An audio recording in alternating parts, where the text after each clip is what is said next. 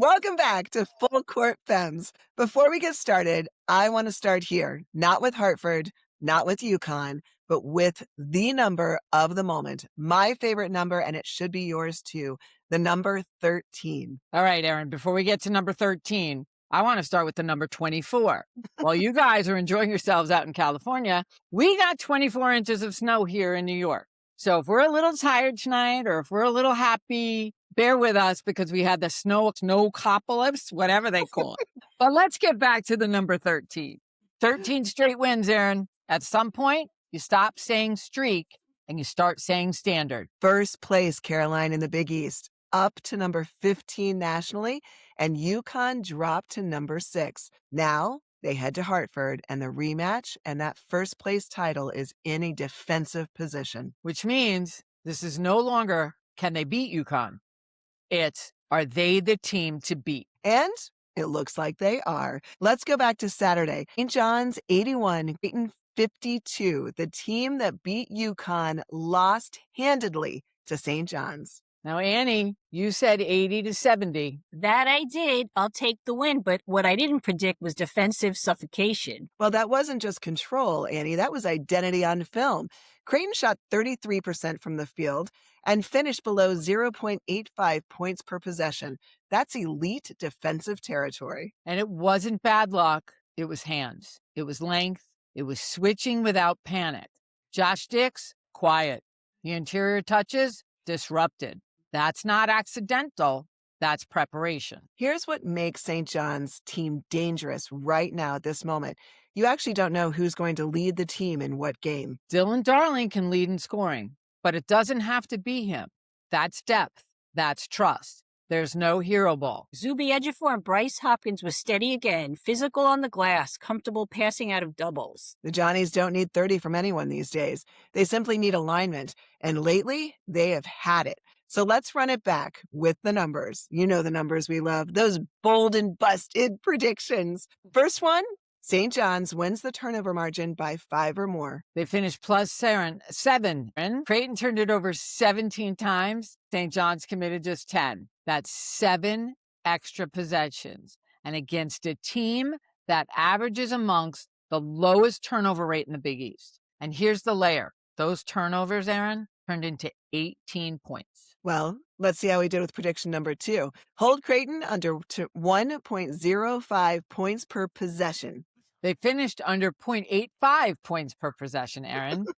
Creighton shot 33% from the field, under 30% from free, and just 12 made field goals through the first 30 minutes. Okay, so now you've had to say points per possession, and I've had to say points per possession. We're going to get rid of that as a stat. And we're going to go on to prediction number 3. St. John's attempts 20 or more free throw attempts. They attempted 22 this game. And here's the key. They earned them inside. More than half came off paint touches and offensive rebounds.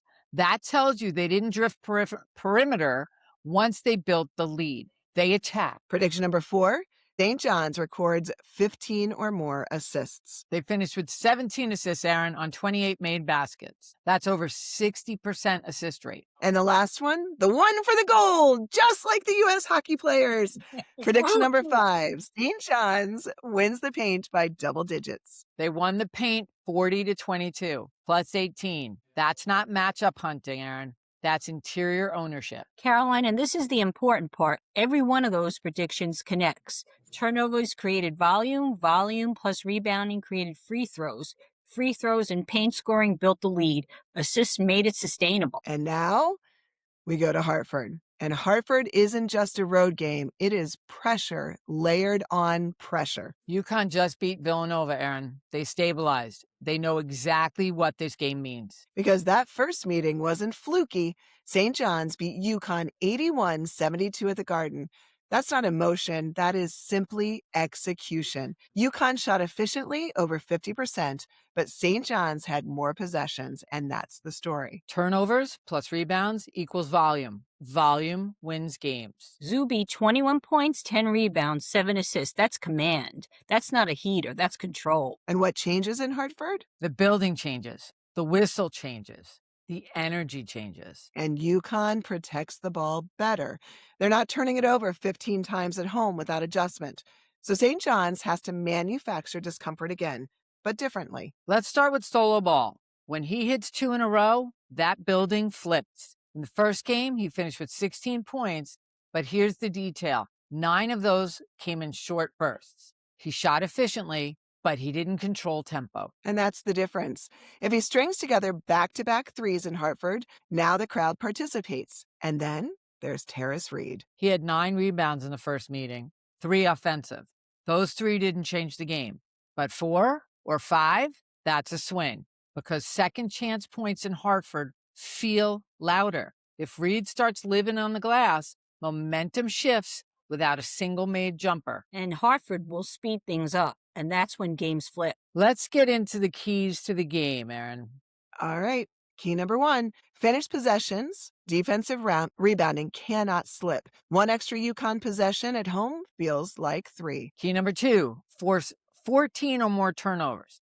You may not get 15 again, but single digits won't win. Key number 3, paint before perimeter. Hartford crowds love transition threes. You slow that by attacking the rim first. Key number 4, under 70. Keep UConn in the 60s. You control tempo. And key number 5, late game poise. No knockout hunting, no hero isolation, precision. Before we predict, quick rewind. At the Garden, St. John's forced 15 turnovers, won the defensive rebounding margin, scored 18 points off turnovers, put up 81 on a team that shot over 50%. And as I said before, that wasn't fluky and it wasn't luck. It was possession control. So now's the time where we ask, can St. John's replicate that, but in Hartford? Let's see. Let's put it on the board, Caroline and Annie. Bold or busted! Hartford edition. Prediction number 1, St. John's forces 14 plus turnovers. They forced 15 in the first meeting, Erin. 14 becomes the repeat number. If they hit that, the pressure travels. If they don't, UConn plays clean and comfortable.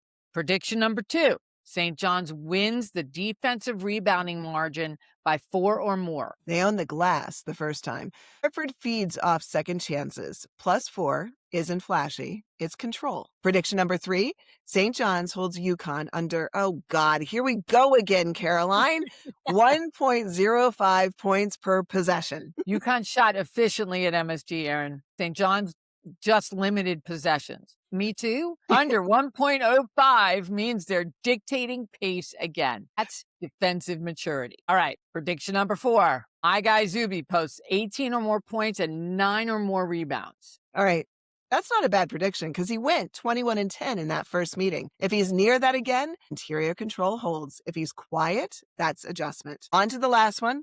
Hopefully we'll go 5 for 5 again. Number 5, St. John scores 16 plus points off turnovers. They had 18 in the first game, Erin. Turnovers only matter if they convert. 16 becomes the translation line. Defense must become scoreboard. All right, so here's the tension. If they miss on 2 of these, say the turnovers drop to 10 and they lose the glass. Now you're playing even possession basketball in Hartford. That's dangerous, because UConn doesn't need extra help at home. No, and if Zuby gets under 15 and points off turnovers stay under 10, now St. John's has to win with shot making alone, and that's not their formula. Their identity is possession margin. If that margin disappears, the crowd becomes the 6th defender. Caroline, that's why this isn't about prediction. It's about discipline. Hit 3 or 4 of these, you're in control. Miss 2, you're in a knife fight. The 13 straight. And now we're playing UConn, and not at Stores, but in Hartford. Now we see if standard travels. Annie? This one is tighter. UConn won't give possessions. The crowd will matter. But I trust St. John's rebounding more right now. I trust their composure more right now. And I trust their identity more right now. Here it goes for the gold. St. John's 78, UConn 75. Not flashy. No, that's mature. Then Villanova at the Garden. And this stretch right now isn't soft. It's defining in February before the tournament. You don't accidentally win the Big East. You earn it. in places like UConn. Subscribe to Full Court Femmes. Apple, Spotify, or YouTube. No hype, all hoops. Let's go, Let's go, Johnny!